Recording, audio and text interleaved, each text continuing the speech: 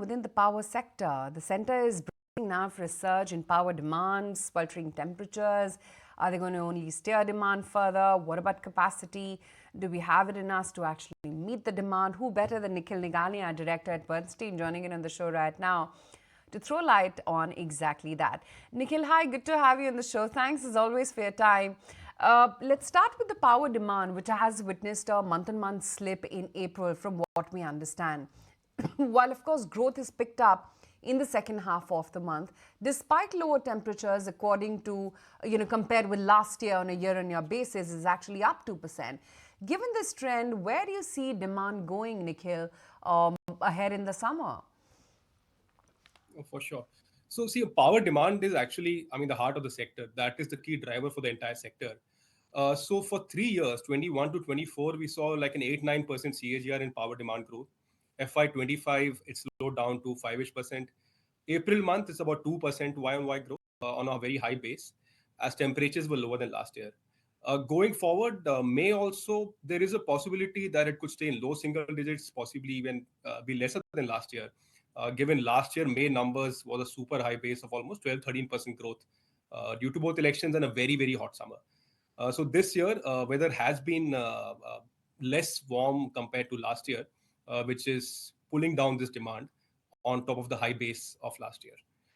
So near term, yes, it could be low, but medium to long term, 1x real GDP, which is 6-7%, that is what we think should hold on power demand.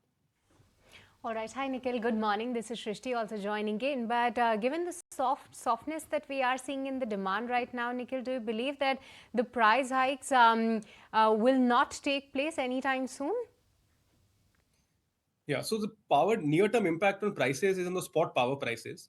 So if you look at the spot power prices, January to April was down YOY. January to March actually was down YOY. April was flat YOY. Going forward in the year also, we don't expect spot power prices to be higher than last year. We expect them to be in line with last year at best, which is around 4 rupees, 5 rupees per unit during summers, and around 4 later half of the year. So we don't expect spot prices to be higher than last year. Right. Hi, good morning. Nikhil Sharla also joining in the conversation. And we've got reports suggesting that the government is actually called on the states actually to make sure that there is enough power supply actually throughout the country, given the fact that we are going to hit the peak of the summer season as well.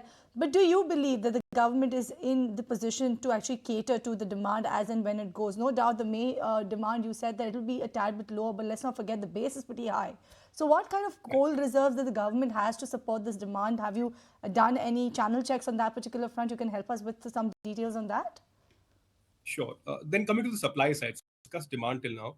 See, on the supply side, coal availability is, I think, at one of the highest points we have seen in the last few years. Whether we look at coal stock at power plants, whether we look at coal stock at mines, coal is absolutely not a concern. There is abundant coal availability. And in terms of making sure plants are up and running, definitely government has done a good job to ensure all the thermal plants are ready for the summers as they come. They have also given pass-through for imported coal-based plants. They've extended an emergency clause, Section 11, so that imported coal-based plants of Tata Power, Adani Power are up and running during the summer months. So supply side, from government side, all the effort is there. But if you look at the evening hours of the day, in the afternoon, we have sufficient power. But in the evening hours, it's still a very tight demand-supply situation. And that's when the prices shoot up to 10 rupees. That we don't see change for the next 3 to 4 years, at least in the summer seasons. So the evening power shortage or the tightness, we think will continue. All right. But along with that, also give us a sense that where do you see and how do you see rather the demand shaping up when it comes to the solar modules, because what we are getting to see that there are a lot of if and buts that how this sector will perform given the uncertainty that how India demand will pick up once this policy push is abated. Along with that, there's another story panning out with respect to the US exports. Give us some sense that how do you see the story moving, as well as how could it actually impact the listed players? Sure. So on the solar side, see, India has an aspiration to add about 50 gigawatts of renewable a year. We think we are likely to be between 30 and 40 gigawatts of renewable a year, and largely very solar heavy. So in the 30 to 40, solar would be almost 30, 35 could be solar alone. The headwinds near term the sector is facing are two. One is availability of land, which is becoming a challenge, large contiguous land parcels. And second is availability of grid connectivity, which is again not easy to get. So these two are the reasons why the gap between government estimates and our estimates on the solar addition side. Now coming to the solar module manufacturers per se, where listed players are there, they're also listed in generation. But solar module manufacturers, near term, I think they're having a phenomenal run in earnings. Their ROEs are almost 40-50%. Manufacturing facilities are becoming free in 2 years. But 2 years out, we think there will be a glut in supply. Demand, as I discussed, would be 30 to 35 gigawatts of solar, but supply is likely to be much more than that on the manufacturing side. And we see a lot of players at capacity. So renewable, we are a bit more cautious. Thermal is where we are a bit more positive. And within renewable also, we find both the generators and even the equipment suppliers richly valued per se. Right. Because the Power Ministry has written to states to ensure sufficient PPAs, right, to maintain power supply. Though renewable energy stakeholders, of course, have raised concerns over the entire PPA issue in the past as well, and of course, delayed PPAs as well. Excess renewable energy bids, low demand from, Discoms. You think any of these woes are going to go away anytime soon, given demand is going to expand? Yeah, so renewable PPAs not getting signed has been probably the third challenge which I missed talking about. So renewable PPAs, there is definitely a push from the center to the states to sign PPAs. But if you look at from a state's perspective, see, there are a lot of renewable tendering which happened in the last 2 years. It's very difficult for states to absorb that kind of renewable power, especially in the solar hours. Because on the one hand, we are adding rooftop solar systems, which is the other push the government has. And on top, if you look at the power prices, the spot power prices in the afternoon hours, they are as low as 1 rupee, even lesser than that on some days.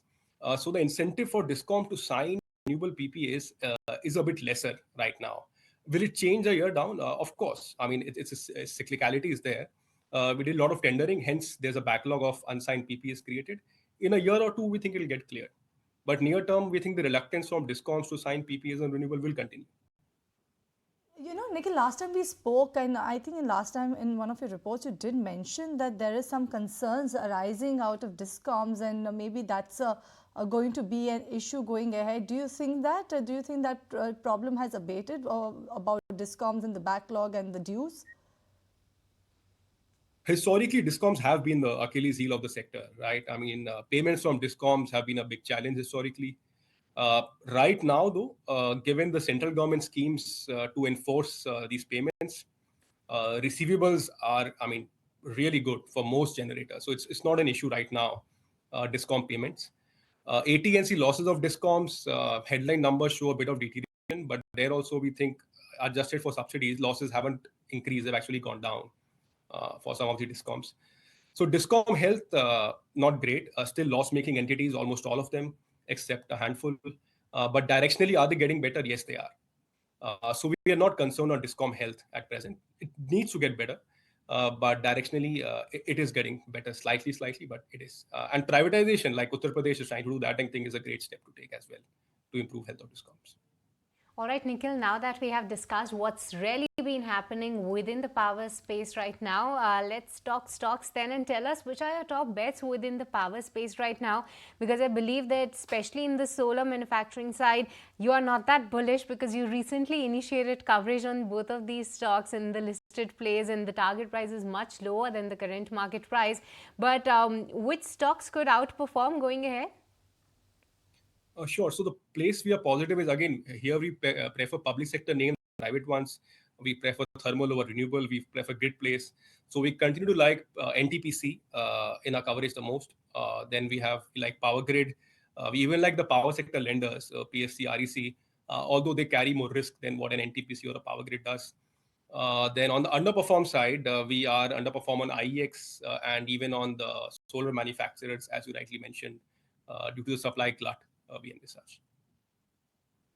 All right, then we leave it there. Thank you so much, Nikhil, for joining us on ET Now to talk about the demand, the supply, as well as the scenario that's happening in the power sector. Thank you, as always. It's a pleasure to have you on the show. If you like this video, then like, share and subscribe to ET Now.